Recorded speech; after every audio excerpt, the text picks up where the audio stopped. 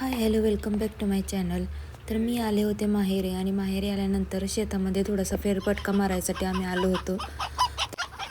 तर हे बघा आम्ही आहे आता कोंबड्यांच्या शेडमध्ये.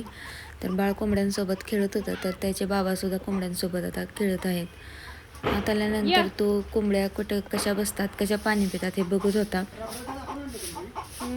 मुलांना खूप मजा येते असं काहीतरी नवीन बघितल्यावर.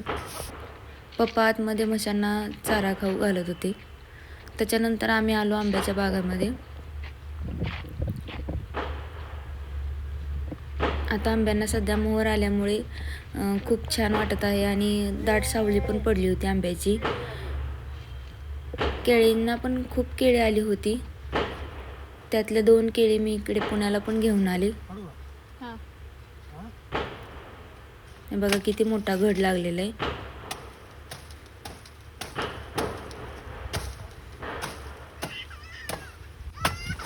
केळीचा घड पप्पाने तोडला तर लगेच बाळ आलं समोर आणि मी उचलून घेतो म्हणू लागलं. आता ही देशी केळं असल्यामुळे यांना एका पोत्यात बांधून ठेवलं तरी हे 2 दिवसात पिकून जातात.